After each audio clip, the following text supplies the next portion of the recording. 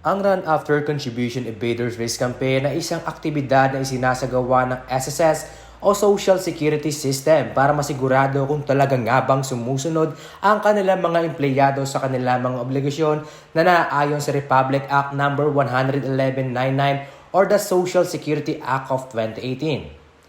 Ang hindi pagbibigay ng mga naturang employer ay nakakaapekto sa 164 na mga empleyado na umabot sa 7.34 million pesos ang kanilang mga balanse sa kabuuan.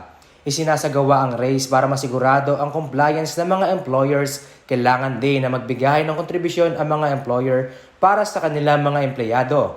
Ang mga employer na hindi tatalima sa mandato matapos ang race campaign activity ay itataas ng SSS Malabon sa North Legal Department.